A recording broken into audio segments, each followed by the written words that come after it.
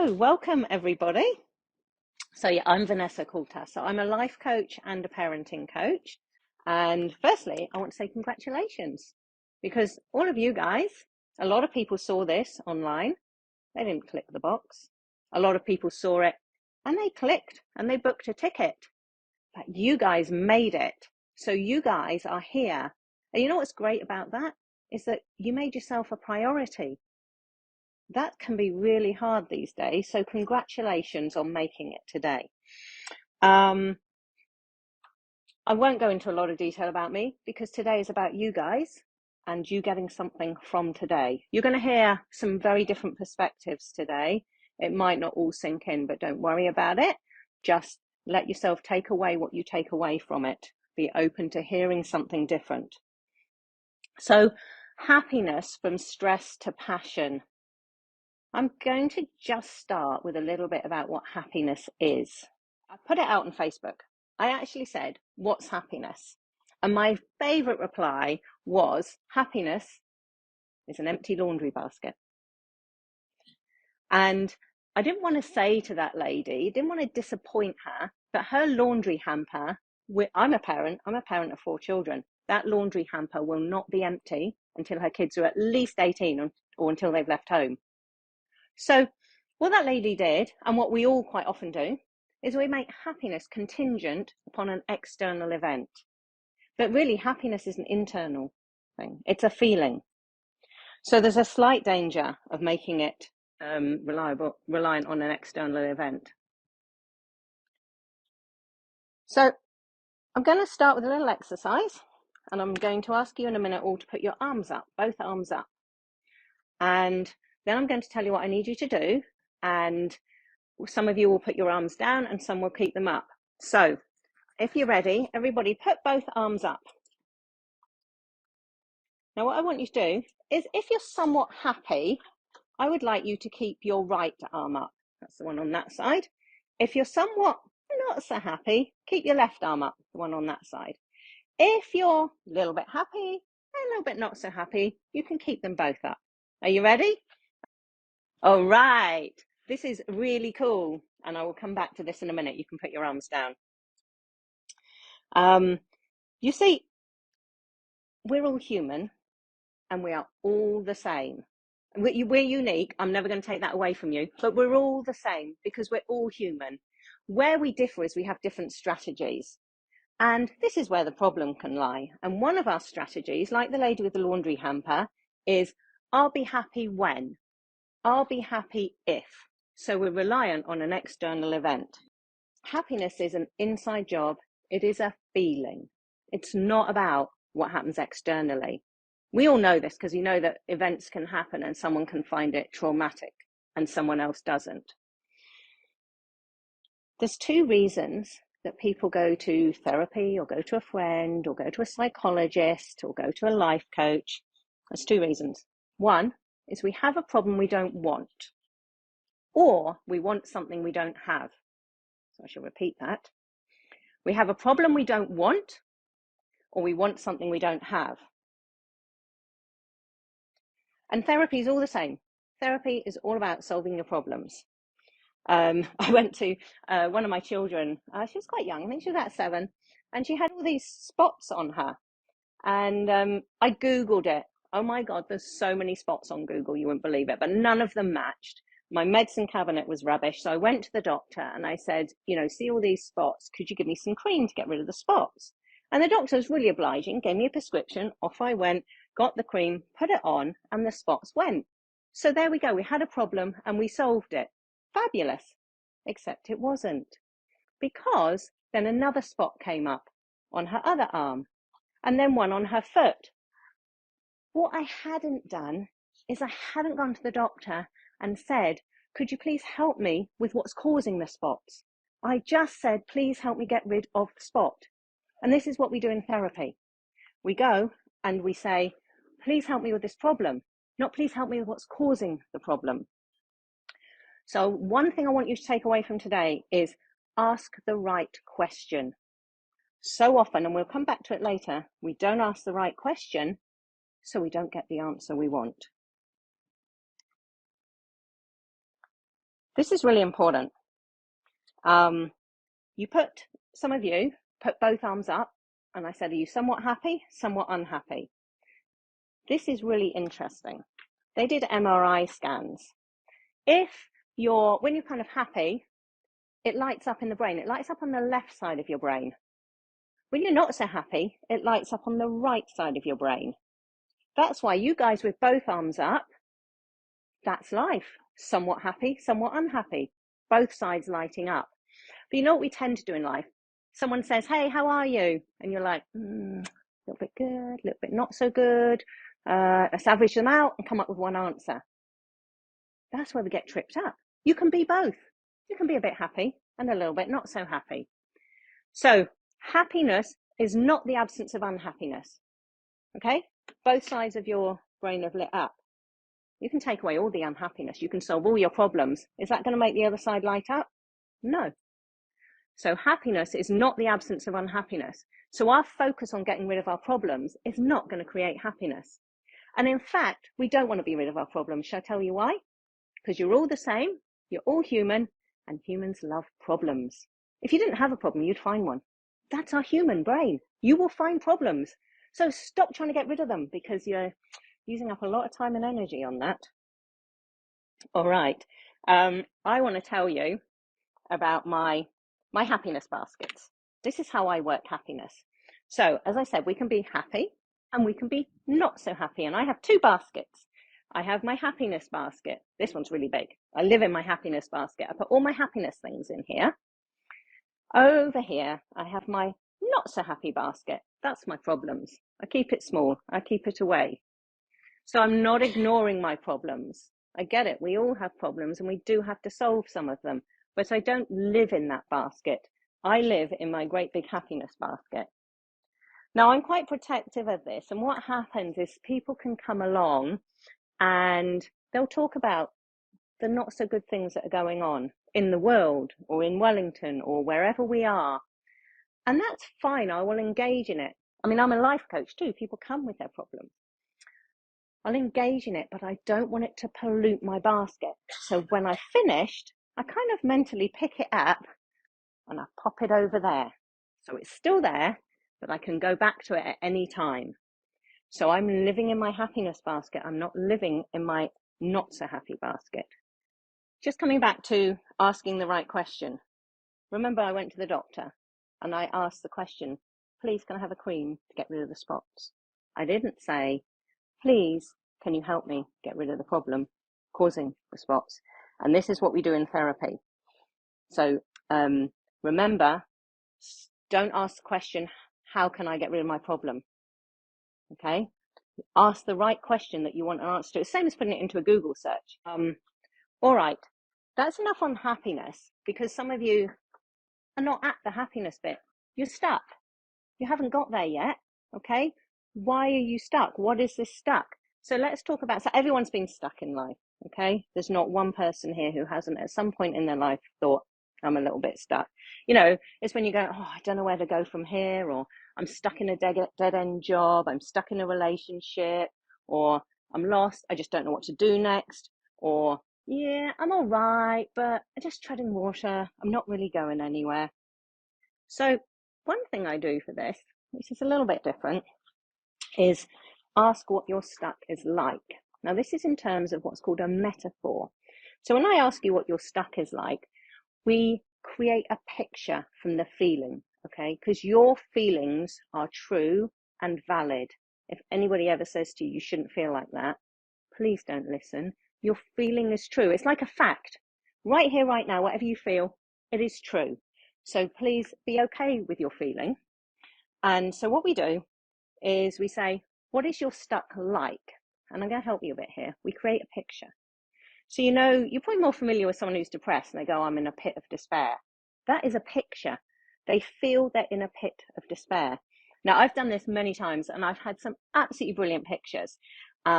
You'll create your own picture, but I just give you more of an idea. The latest, funniest one was the guy said, I feel like I'm stuck on fly paper. Do you know that paper that hangs down and it's sticky and it catches the fly and they can't get off it? I had another lady who said, I feel like there's balls being thrown at me and they're all hitting me. And then obviously quite commonly, someone's on a treadmill. What else did we have? Someone actually quite common when someone feels like they're in kind of sinking mud and they can't get out. But the latest one, yesterday, I think it was, the lady said, it's like I've got gum boots on, right? And I'm stuck in the sinking mud. Every time I lift my foot, the boot doesn't come out, but my foot comes out of the boot. And so what we do is we create the picture of what your stuck feels like. And there's a reason we do this, because society and convention will tell you what to do. They say to the guy in the pit of despair, oh, mate, just get out, one step at a time. Or the guy in the quicksand, he was like, what? I'll just get a plank and climb out. It's like, you don't have a plank. You're in quicksand. So convention tells us the answer. But when you create the picture and you walk along and you imagine seeing that person, he's stuck in quicksand. He can't get out. It's not as easy as that. So we give people the wrong advice. But when you create the picture and you step away and you imagine seeing yourself stuck on flypaper, suddenly you see it differently and you can help yourself get out of it. I'll tell you one big important thing to avoid when you feel stuck. You inadvertently keep yourself stuck if you say why. Why is a question that gets you the wrong answer. Why does it always happen to me? Why am I stuck? Why isn't life better for me? You won't get the good answers from that. Why does this always happen to me? You'll come up with, because I'm not good enough, I'm not worthy, I don't deserve it. Okay? And by asking why, you're asking, why am I here in this situation now? This isn't really very helpful for us. Sure, if you want to know how you got there, but it's not going to help you move forward. And that's what today is about. It's about all that I've set up for you, from the happiness to the question, is about helping you guys to move forward. So we want to move forward. We are not going to ask why. So what is moving forward? Now, there's another talk at the end of this month, which is going to go into it in a lot more detail. But I think Jackie put on the advert one of my favourite quotes, which is Alice in Wonderland. And Alice is running around. She's really stuck. She sees the Cheshire Cat and she says, excuse me, could you tell me the way to go? And the Cheshire Cat says, well, that very much depends on where you want to get to. And Alice says, well, I don't really know. I don't think I care, you know. And the Cheshire Cat says, well, then it doesn't matter which way you go. So you don't have to be precise. So we'll come on to this at the other talk, but you need a direction. You've got to start moving in a direction. I ask people, I always say, okay, you want to move forward. So what do you want? And do you know what they say? Well, I don't want my job. I don't want this. I don't like this. I don't like that. And I'm like, okay. I say, well, what do you want? And then sometimes they haven't finished yet. Well, I don't want this and I don't want that. And so I wait and I go, okay, but what do you want? And then they're like, oh, right. So now we're starting. What do you want? You can't move forwards unless you've got a bit of an idea of where you're going. That lady, the one with the gum boots, it was brilliant. When she stopped and she imagined the picture of herself in the gum boots and she lifted, she goes, I can get out. I'm like, yeah. She said it'll be messy because my foot comes out and I'm going to have to walk in the mud, but I can get out. So the question was, it's interesting, why are you not getting out? And the answer was because she didn't know where she was going. She didn't get out because she didn't know where she was going. Literally her picture. So when I do the picture with people, I say, what's in front of you? What's behind you? Nothing in front of her. Behind her, oh, all my work, all my past, all my good stuff. Nothing in front. That's why she wasn't going to get out. Okay, so we need to create the future that you want. We're talking about moving forwards. We're talking about looking forwards. We're talking about what you want. Passion. That was the other part of this talk. How do we do it with passion? So what's really, really interesting is I love it. No, I don't love it. But I'm interested when people say, I just can't get the motivation. And I'm like, well, that's interesting, because do you know what motivation is? Motivation, in my view, is motive and action. Okay? You need that motive inside you. We don't get the motivation. That just sounds so hard. Motivation comes from an internal want. So you need the motive. And I tell you, the action follows. I've seen people, when they know what they want, again, we're all human. When you know what you want and you're precise, you go get it. If you're not going to get it, it means you're not clear on your motive. And so today we are going to come on to talking about, where's that going to come from? How do we create the motive? Like, you'll have a motive. Yeah, I want the job because I want the money. Yeah, what's the money going to give you? It's going to give me happiness. It means I can go and buy things. What's the real motive? And so we're going to come on to that. Passion versus stress. So when we are operating from passion, this one. When we are operating from passion, it's easy, it flows.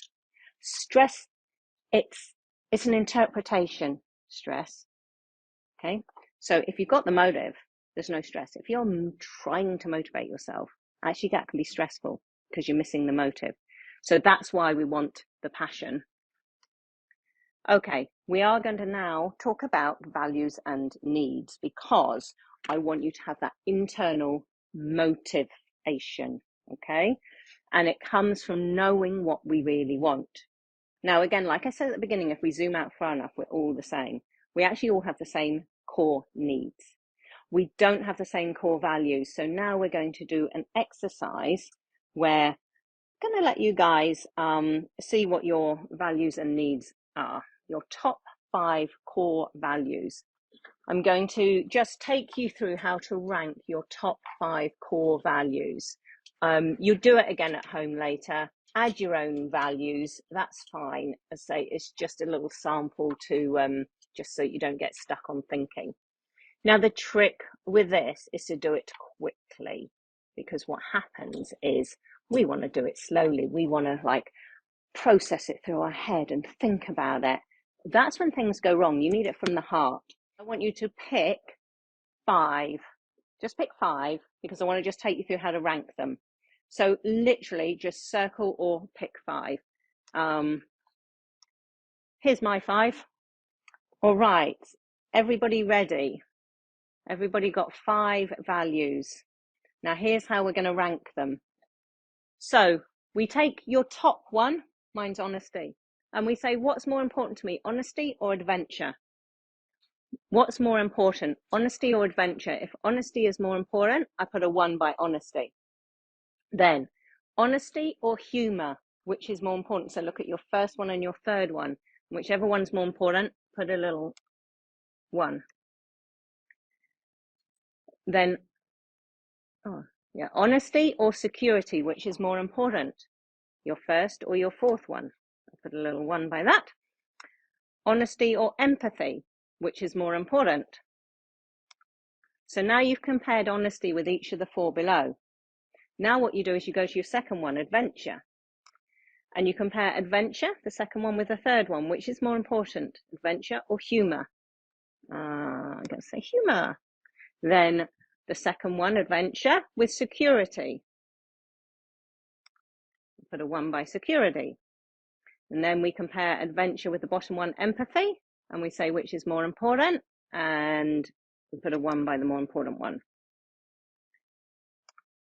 Does that make sense so far? So now we compare the third one, humor. Which is more important, humor or security?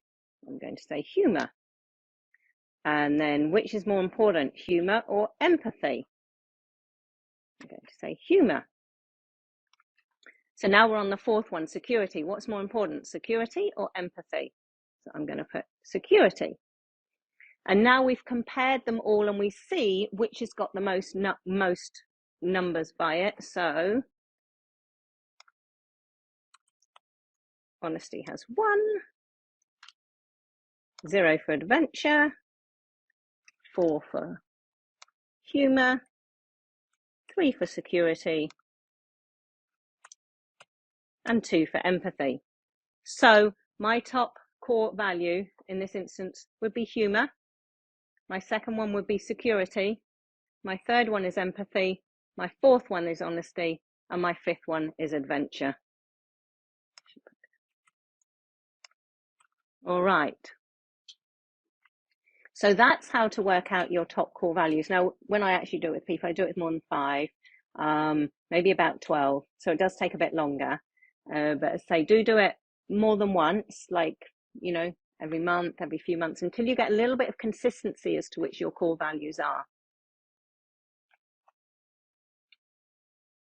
All right, so what I want to talk about now is needs. This is the other important thing. So you've got your values and you've got your needs. Now, all humans have the same needs, okay? We have the same core needs. We actually have 6. And in my view, the first 4 lead us to happiness. And then my view is that fulfillment comes on top of happiness, and that's down the end with the last 2. So the first 4 are, we have a need for belonging, a need to be significant. We have a need for sameness. That gives us security. And we have a need for variety. We like connection. That's the other important one. We like to connect, but truly connect with people. Those are our 4 core needs. Now, every behavior, everything you do has a purpose. And the trick is to find out what purpose is it trying to fulfill. So even bad behavior, even kids, we all know that. When a kid's naughty, it's not just being naughty. No, the kid wants attention. So we need to identify what the need is. And then, like I said, you guys, we're all the same because we're all human, but we have different strategies. So the naughty kid, his strategy for attention is to be naughty. It works. It's not great, but it works. So if we want to change his behavior, we just find a different way to get attention, or he needs to find a different way to get attention. So those are your basic 4. And you'll find that everybody is behaving with those core needs beneath them. And that, if you can satisfy those core needs, we are human pack animals. We need to belong. We are not safe if we're cast out of the pack. Sorry, we still have this in us. So we want people to like us. We want to belong because we're safe if we're with the pack, because we protect each other. And that's why a lot of our behaviors, if you're a people pleaser, you just want to stay in that pack. Now, the next 2, the last 2 that are on the top, is learning and growth. Again, it's a human need that we like to learn and grow. We don't stay the same in life. We don't like that. We like to be moving forwards. We like to learn and grow. That's why we solve problems, because we think we're moving forwards. Every time you solve a problem, I've moved forwards. It's not quite as simple as that, but that's what we feel. So we want learning and growth. And the other top one for fulfillment is contribution. It's another thing that we're like as humans, that we want to give back to people. I'm standing here today giving my knowledge to you. That's what I like to do. I like to share my knowledge. That's my contribution. This brings me fulfillment. So 6 needs. We like some sameness. That gives us security. We like variety in different amounts. You're all unique, different amounts. But we like to be significant. We like to belong. We like connection. That's the other important one. We like to connect, but truly connect with people.